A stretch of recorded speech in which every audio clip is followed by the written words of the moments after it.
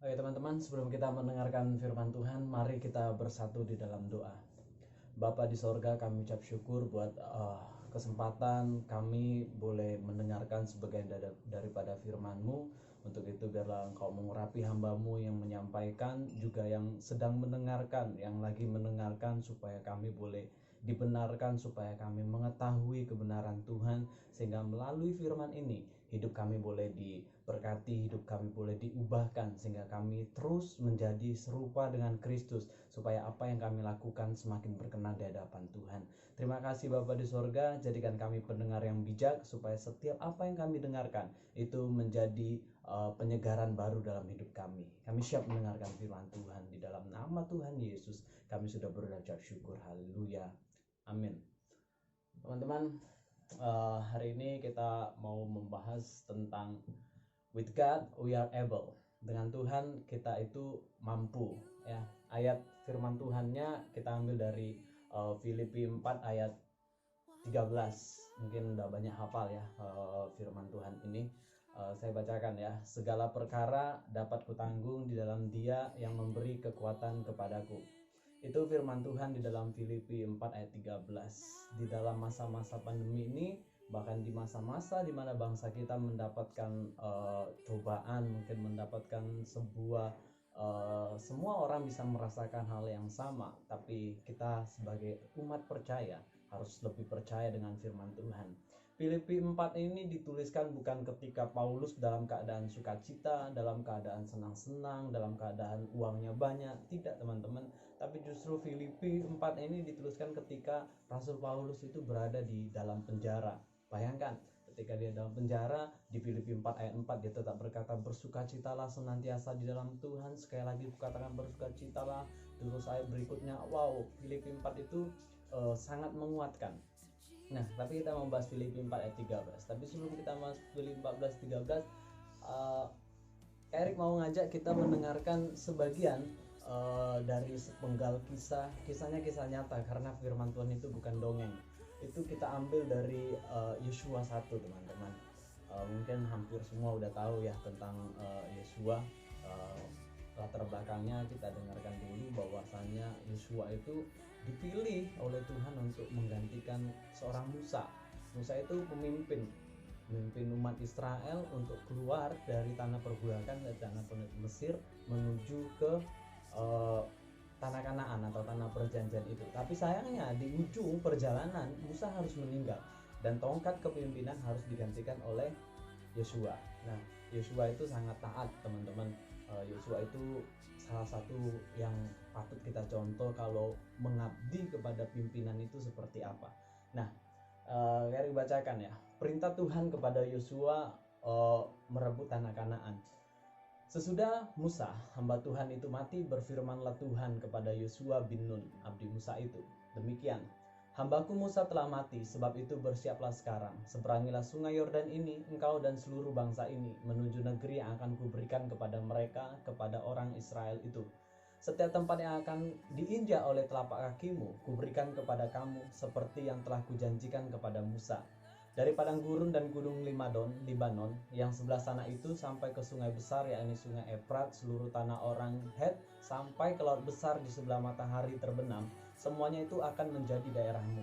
Seorang pun tidak akan dapat bertahan menghadapi engkau seumur hidupmu. Seperti aku menyertai Musa, demikianlah aku akan menyertai engkau. Aku tidak akan membiarkan engkau dan tidak akan meninggalkan engkau. Kuatkan dan teguhkanlah hatimu, sebab engkaulah yang akan memimpin bangsa ini memiliki negeri yang kujanjikan, dengan bersumpah kepada nenek moyang mereka untuk diberikan kepada mereka. Hanya kuatkan dan teguhkanlah hatimu dengan sungguh-sungguh, bertindaklah hati-hati sesuai dengan seluruh hukum yang telah diperintahkan kepadamu oleh hambaku Musa. Janganlah menyimpang ke kanan atau ke kiri, supaya engkau beruntung kemanapun engkau pergi. Jangan engkau lupa memperkatakan kitab Taurat ini, tetapi renungkanlah itu siang dan malam, supaya engkau bertindak hati-hati sesuai dengan segala yang tertulis di dalamnya. Sebab dengan demikian perjalananmu akan berhasil dan engkau akan beruntung. Bukankah telah kuperintahkan kepadamu, kuatkan dan teguhkanlah hatimu, jangan kecut dan tawar hati, sebab Tuhan Allahmu menyertai engkau kemanapun engkau pergi. Nah, teman-teman, ini kisah yang luar biasa, karena Yosua sendiri seakan-akan nggak percaya ketika Tuhan bilang, engkau harus mimpin gitu.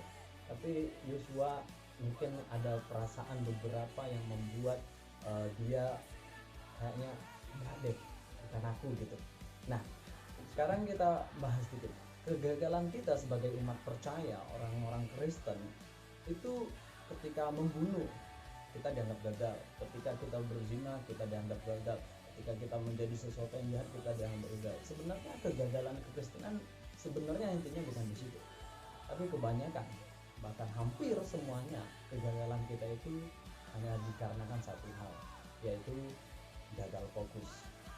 Kita orang Kristen itu kadang-kala gagal fokus, teman-teman. Karena apa? Karena ada begitu banyak hal-hal dunia ini yang membuat kita tidak fokus. Tidak fokus pada siapa? Yang jelas sama Tuhan.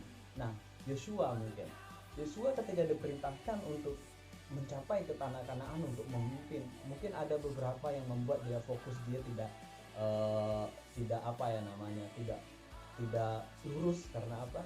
Karena dia ada hal yang membuat dia tidak pede untuk menjalankan perintah Tuhan. Nah, coba kita lihat ya, mungkin kita dari cerita atau dari kisah yang tadi sudah dibacakan. Pertama mungkin ada beberapa perkara atau beberapa fokusnya yang dihadapi Yosua yang membuat dia gagal fokus sama Tuhan. Yang pertama, teman-teman, dia itu dibayang-bayangi sama Musa.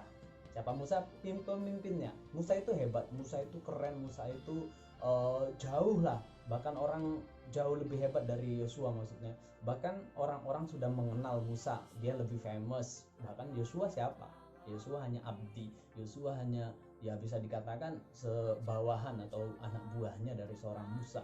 Nah, Yosua itu takut ketika dia disuruh mimpin, ketika dia disuruh berjalan dengan rencananya Tuhan, dia kebayang. Dia takut ada di bayang-bayangnya Musa. Ya bisa bayangkan ya, ketika dia memimpin, aku kan gak sehebat Musa melakukan mukjizat apapun itu. Dan dia pressure, ada tekanan dalam hidupnya. Teman-teman, dalam kehidupan kita itu kadang-kadang gagal fokus kita itu ada bayang-bayang dari orang-orang yang lebih hebat dari kita. Kita mau melakukan sesuatu untuk Tuhan, tapi kita kan ada yang lebih hebat. Ketika engkau mau belajar menyembah Tuhan pakai gitar, terus engkau lihat ada orang yang lebih hebat main gitar, terus engkau mulai gagal fokusmu, gak usah deh Tuhan gitu ya kan. Terus ada engkau bercoba menyanyi untuk Tuhan, terus kau dengar ada suara yang lebih indah, lebih merdu dari suaramu, terus engkau mundur gitu ya kan. Ada orang, aduh Tuhan aku udah belajar fokus nih baca Alkitab gitu ya kan, tapi engkau melihat ada orang yang lebih hebat lagi baca Alkitab pembahasannya, akhirnya engkau gagal juga fokus. Kita banyak gagal fokus kita orang Kristen itu membandingkan diri kita dengan orang-orang yang mungkin notabene lebih hebat, padahal menurut saya kita itu punya kelebihan masing-masing yang gak bisa diukur oleh siapapun, karena kita punya talenta masing-masing dari Tuhan. Jadi fokus gagal kita pertama itu karena bayang-bayang orang di sekitar kita. Itu kan sama, ketakutan yang dialami Yosua sama seperti takutan kita. Apa yang ditakutinya? Dibandingkan. Memang sesuatu hal yang tidak enak. Ada begitu banyak orang yang curhat ke kayak Erik, dia nggak suka dibandingkan. Bahkan dia nggak suka dibandingkan sama kakaknya, sama adiknya. Ada kan, aku tuh dibanding terus, adikku lebih rajin, adikku lebih pintar, kakakku lebih baik, bla bla bla. Banyak sekali. Nggak enak memang dibandingkan. Tapi teman-teman, kalau engkau fokus sama perbandingan yang diomongkan oleh orang, maka hidupmu tidak akan fokus sama Tuhan. Karena setiap perbandingan akan selalu ada. Nah, sekarang coba kita kembali fokus. Sekalipun kita dibandingkan sama orang lain, kita tidak akan gagal fokus. Ya, kita belajar. Yang kedua mungkin yang dihadapi Yosua hampir sama dengan apa yang kita hadapi. Yosua itu takut dengan apa yang sedang ada di hadapannya. Siapa yang di hadapannya? Orang-orang Israel. Orang-orang Israel itu terkenal dengan bangsa yang tegak tengkuk, sombong. Bahkan mereka itu orang yang meminta, habis itu mengucap syukur tapi meminta lagi. Dan akhirnya apa? Seakan-akan mereka mau bersyukur kalau Tuhan memberikan sesuatu kepada mereka. Kalau tidak, maka mereka akan beralih lagi daripada Tuhan. Nah, kita kadang-kadang juga takut atau gagal fokus karena apa? Ada tuntutan yang besar yang akan kita hadapi. Yosua mengalami, mungkin dia berpikir, wah gimana ya nanti kalau umat Israel minta mana, dia minta makanan, mereka minta segala sesuatu yang mereka butuhkan.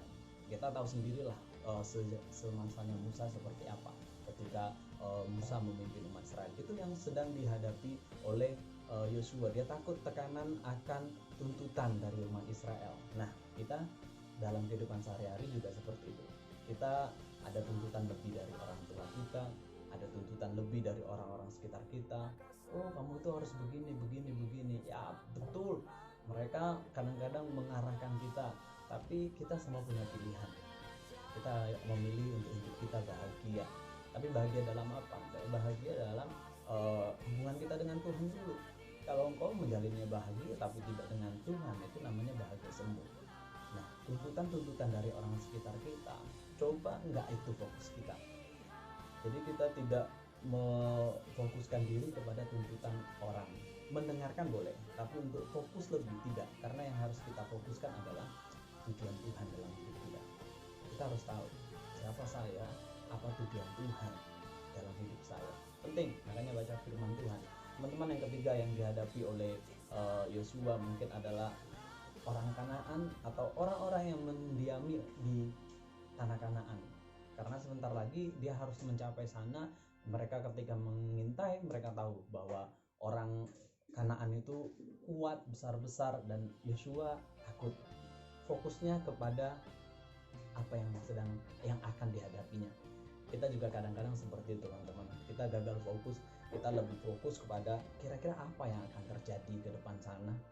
Kira-kira hidupku bagaimana ke depannya ya. Teman-teman, memiliki cita-cita impian sangat bagus, tapi ketika engkau memfokuskan diri ke sana tanpa melibatkan Tuhan, itu yang salah. Karena masa depan ada di tangannya Tuhan.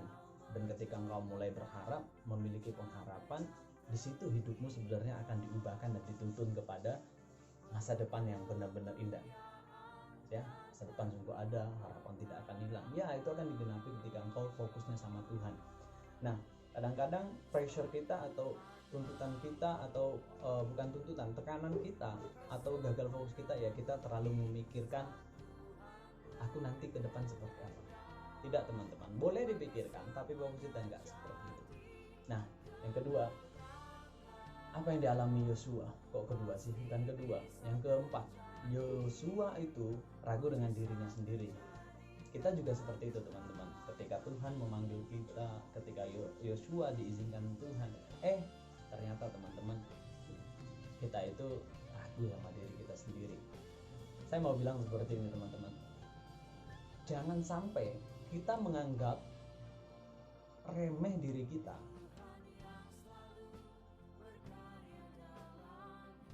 Karena ketika kita menganggap remeh diri kita, kita sama aja sedang mengukur kebenaran, kita sedang mengukur rencananya Tuhan kepada kita. Seakan-akan kita ini adalah orang-orang yang salah, orang-orang yang tidak benar. Padahal jangan mengukur nilaimu lebih rendah dibanding ukurannya Tuhan. Itu yang salah kita ya. Teman-teman, berikutnya ada 3 kali pengulangan kata dari kisah tadi. Ada di ayat 6, ayat 7 sama ayat 9. Saya ingatkan lagi ya. Pertama, ayat 6, kuatkan dan teguhkanlah hatimu, sebab engkaulah yang akan memimpin bangsa ini memiliki negeri yang kujanjikan dengan bersumpah kepada nenek moyang mereka untuk diberikan kepada mereka. Hanya kuatkan dan teguhkanlah hatimu dengan sungguh-sungguh, bertindaklah hati-hati sesuai dengan seluruh hukum yang telah diperintahkan kepadamu oleh hambaku Musa. Janganlah menyimpang ke kanan atau ke kiri, supaya engkau beruntung kemanapun engkau pergi. Janganlah engkau lupa memperkatakan kitab. Itu ayat 8-nya, saya langsung lompatkan ke 9. Bukankah telah kuperintahkan kepadamu, kuatkan dan teguhkanlah hatimu, janganlah kecut dan tawar hati, sebab Tuhan Allahmu menyertai engkau kemanapun engkau pergi. Nah, ada 3 kali, yaitu kuat dan teguhkan hatimu, kuatkan dan teguhkan hatimu. Di ayat 7, teman-teman, diulangi lagi, cuman ada penambahan dari Tuhan, yaitu hanya kuatkan dan teguhkanlah hatimu dengan sungguh-sungguh. Teman-teman, kelihatannya simple. Ketika beda dong, kuatkan dan teguhkanlah hatimu. Ketika ada bilang hanya kuatkan dan teguhkanlah hatimu, hanya kuatkan dan teguhkanlah hatimu, kan seperti itu. Penekanannya lebih. Bahkan di ayat 9 ada lagi ditambahin apa? Tuhan namanya ini, bukankah telah kuperintahkan kepadamu, bukankah telah kuperintahkan padamu, kuatkan dan teguhkanlah hatimu, tanda tanya. Seakan-akan Tuhan itu lagi marah, tapi sebenarnya bukan marah. Dia lagi mempertegas dan membuat hati kita itu benar-benar menjadi klop, menjadi benar-benar percaya kepada Dia. Nah teman-teman, hari ini Tuhan lagi pengen bicara sama kita semua. Ketika kita ada di masa-masa pandemi ini, kita berada dalam tekanan, fokus kita gagal, kita memikirkan hal-hal yang membuat kita merasa tertekan dan gagal fokus. Saya mau bilang, Tuhan lagi bicara sama kita. Tuhan lagi bilang di firman-Nya, Tuhan bilang, kuatkan dan teguhkanlah hatimu. Whatever apapun yang terjadi dalam hidupmu hari-hari ini, ada tekanan, engkau mungkin memikirkan masa depan, gimana dengan keadaan sekolah seperti ini, masa depanku seperti apa, Tuhan makanan minuman kami gimana, papaku nggak kerja, banyak masalah, bahkan anak-anak, Tuhan SBM nggak jadi, ada anak-anak perkuliahan yang memikirkan kuliahnya seperti apa, yang baru lulus SMP memikirkan sekolahnya seperti apa. Tidak teman-teman, tetap tenang, karena Tuhan bilang kuatkan dan teguhkanlah hatimu. Kita harus fokus sama Tuhan. Jadi apa fokus kita? Itu sudah tertulis teman-teman dari awal, dari perjanjian lama. Ketika manusia jatuh dalam dosa, itu sebenarnya gagal fokus. Karena apa? Kita masih ingat ya, saya dengan bahasa simpel saja, ketika Tuhan membilang atau memberikan sebuah perintah kepada Adam dan Hawa, jangan kau makan buah itu, yang lain boleh kau makan, silakan. Tapi apa yang terjadi teman-teman, ketika iblis mencoba membuat kita gagal fokus, membuat Hawa gagal fokus, Hawa tergoda dan dia gagal fokus, dan akhirnya apa? Hawa jatuh dalam dosa dan diikuti oleh Adam, dan ketika itu juga kita ikut jadi berdosa. Nah teman-teman, hari ini kita diingatkan kembali, jangan sampai kita jatuh untuk kedua kalinya. Kita harus tetap fokus. Fokus kepada apa? Ketika Hawa diberikan sebuah mandat atau sebuah perintah kepada Tuhan, jangan makan buah itu perintah teman-teman. Kalau udah kata jangan, itu artinya sebuah perintah. Tapi Hawa fokusnya bukan kepada perintah, tapi kepada buahnya. Makanya sampai hari ini orang bertanya, itu buah apa sih? Buah kehidupan, buah simalakama, atau buah kuldi, buah apapun itu teman-teman. Tapi yang jelas kita tidak peduli apapun buahnya itu, kita bukan fokus kepada buahnya, tapi kita fokus kepada perintah yang diajarkan Tuhan. Apa kata Tuhan waktu itu? Jangan kau makan buah itu. Nah hari ini teman-teman, saya mau menyampaikan kepada kalian, fokus kita yaitu perintah Tuhan. Di Alkitab itu kalau dibagi dua, bagian besar hanya banyakkan tertulis, satu tentang perintah, yang kedua tentang janji. Kesalahan kita terbuai dengan janji-janjinya Tuhan. Apakah kita tidak boleh mengimani janji Tuhan? Tidak, kita sangat dibolehkan untuk mengimani janji Tuhan, karena hidup kita karena janji firman Tuhan. Tapi ketika engkau mau janji itu digenapi, sebenarnya kita tidak hanya menerima, tapi ada yang harus kita lakukan. Kita harus aktif dalam hal apa? Dalam hal melakukan perintah Tuhan. Nah teman-teman, kita harus belajar untuk menjalankan perintah Tuhan. Karena ketika engkau menjalankan perintah Tuhan, ketika engkau belajar merendahkan diri, engkau belajar untuk fokus kepada perintah Tuhan, dan engkau melakukannya dalam kehidupan sehari-hari, percayalah bahwa janji itu akan menggenapi. Janji itu akan digenapi oleh hidupmu. Sekali lagi saya ulangi, ketika engkau melakukan perintah Tuhan, merendahkan diri untuk melakukannya dalam kehidupan sehari-hari dengan sukarela, dengan sukacita untuk menjalankan setiap perintah Tuhan, perhatikan baik-baik bahwasanya hidupmu akan diberkati. Karena apa? Karena janji-janji Tuhan akan digenapi. Ingatlah, janji Tuhan akan digenapi ketika kita mau melakukan perintah Tuhan. Nah teman-teman, ketika Filipi 4 berkata segala perkara dapat ditanggung dalam Dia, ya semua perkara apapun yang terjadi masa-masa pandemi seperti ini, perkara apapun itu, masalah keluarga, masalah keuangan, masalah masa depan, masalah tuntutan orang-orang di sekitar kita bisa hadapi ketika kita bersama dengan Tuhan Yesus. Karena Yesus yang bisa memberikan kita kelegaan, kekuatan yang baru. Kadang-kadang fokusnya pada janji tadi, kepada buah, bukan kepada perintah. Nah sekali lagi teman-teman, kenapa segala perkara dapat kita tanggung? Karena Tuhan memberikan kita kekuatan Kekuatan seperti apa? Kekuatan baru, kekuatan yang tidak pernah kita duga teman-teman. Bahkan andai saya hanya bisa berdoa, engkau bisa menghadapi masa-masa sulitmu, masa-masa sukarmu, pergumulanmu hari-hari ini digenapi. Tapi satu hal yang harus kita ingat, kita harus fokus kepada apa? Kepada perintah Tuhan, sama kepada Yosua. Ketika Yosua belajar juga, ketika Tuhan menyatakan kuatkan dan teguhkan hatimu, ya Yosua berhasil masuk dalam katangan. Bahkan kita tahu kelanjutan kehidupan Yosua, mungkin kau akan melihatnya lagi. Filipi 4 ayat 13 teman-teman. Secara singkat saya akan membahas Filipi sedikit untuk mengakhiri firman Tuhan hari ini. Pertama, Filipi 4 itu berkata, bersukacitalah senantiasa dalam Tuhan. Teman-teman, jangan lupa untuk bersukacita, tapi sukacitanya di dalam Tuhan ya.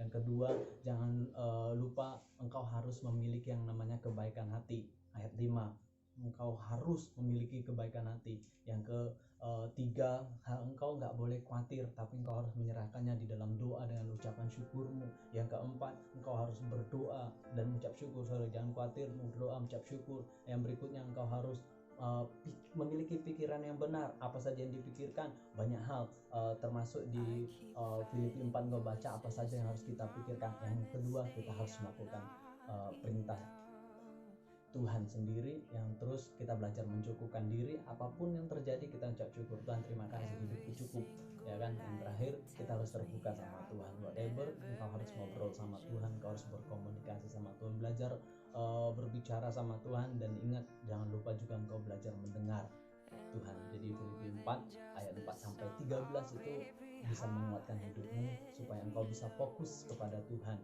Ya, tetap bersukacita senantiasa dalam Tuhan. Kebaikan hatimu diketahui semua orang, dan sampai pada akhir engkau tidak khawatir, bahkan engkau akan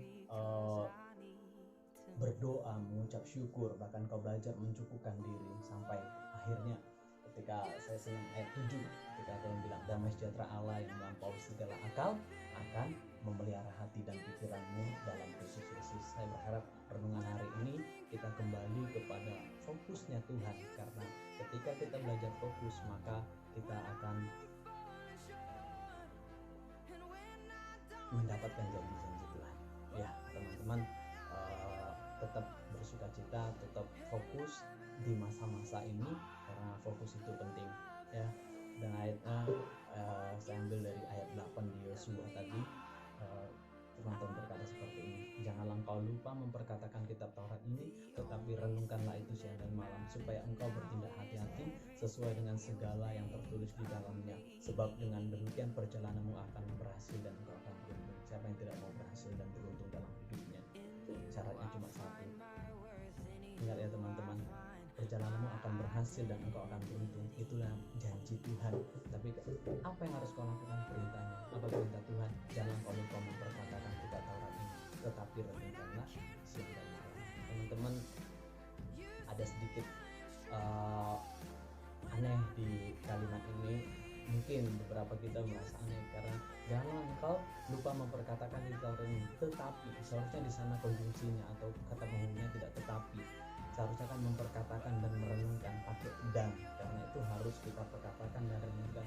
Tapi ketika itu di sini tertulis tetapi renungkanlah, harusnya kan berlawanan. Contohnya teman-teman, dia baik tapi pasti yang kata berikutnya itu negatif.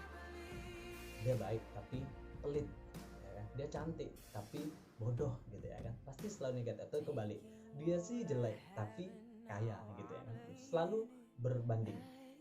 Nah tapi di sini teman-teman, ketika firman Tuhan ini berkata, janganlah engkau lupa memperkatakan kitab Taurat ini, tetapi renungkanlah itu siang dan malam. Artinya apa teman-teman? Tuhan itu ini, kalau engkau hanya memperkatakan itu tidak cukup, maka sesuatu negatif dan engkau tidak cukup hanya memperkatakan, tapi Tuhan bilang renungkanlah. Renungkan itu maksudnya gini teman-teman, ketika membaca firman Tuhan, yang paling pertama engkau tanya dirimu sendiri, sudahkah engkau melakukan perintah Tuhan? Satu hal terakhir, janji itu akan digenapi ketika engkau membaca, ketika engkau memperkatakan, maka engkau merenungkan dan melakukan yang diberitahu Tuhan bilang apa? Perjalanan akan berhasil dan engkau akan beruntung. Terima kasih teman-teman untuk hari ini. Biarlah ini dari saya sendiri, dari perenungan yang sudah kita renungkan, kita akan mampu menghadapi setiap perkara apapun ketika kita memilih untuk melakukan perintah Tuhan, sebab janjinya akan tergenapi ketika kita taat, tunduk dan melakukan perintahnya. Dengan Tuhan kita pasti mampu. With God we are able. Segala perkara dapat ditanggung. Terima kasih. Biarlah segala yang terjadi hari-hari ini Tuhan memberkati kita semua. Terima kasih. Biarlah apapun yang terjadi, Tuhan tetap beserta dengan kita. Mari kita sama-sama berdoa. Tuhan, terima kasih buat renungan hari ini. Biarlah kami boleh semakin hari semakin diteguhkan, semakin dikuatkan. Biarlah kami tidak gagal fokus, tapi kami fokus kepada perintah Tuhan. Apapun yang terjadi di sekitar kami tidak akan gagal fokus Tuhan. Karena kami tahu bahwa fokus kami kepada perintah Tuhan dan kepada Tuhan, kami tetap memuji, mempermuliakan nama Tuhan, melakukan perintah-perintah Tuhan. Sebab kami tahu Tuhan, kadang kami lemah, tapi Tuhan, kami percaya Engkau memberikan kekuatan kepada kami. Bapa di surga, kami mengucap syukur buat kebaikan Tuhan. Terima kasih buat anugerah-Mu. Terima kasih, berkati bangsa kami Tuhan, supaya bangsa kami boleh kuat menghadapi apa yang sedang terjadi. Berkati pemerintahan kami, berkati para dokter, orang-orang yang ada di garis depan Tuhan yang menangani COVID-19 ini. Kami percaya Tuhan memberikan kekuatan mereka, memberikan kesehatan, berikan kekuatan kepada mereka yang meninggalkan keluarga mereka. Biarlah mereka tetap bersuka cita senantiasa, biarlah mereka mendapatkan support yang baik dari keluarga mereka Tuhan. Berkati kami umat percaya, supaya kami juga berdiri berdoa bagi bangsa ini ya Tuhan.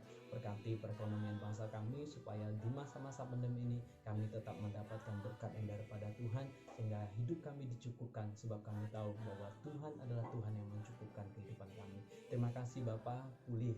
Kami percaya bahwa bangsa ini akan dipulihkan sesuai dengan waktunya Tuhan. Apapun yang sedang terjadi, biarlah kami percaya bahwa segala perkara dapat kami tanggung, sebab Tuhan yang memberikan kami kekuatan. Terpujilah nama-Mu. Dalam nama Tuhan Yesus kami sudah berdoa. Haleluya. Amin. Amin. Terima kasih. Tuhan Yesus berkati.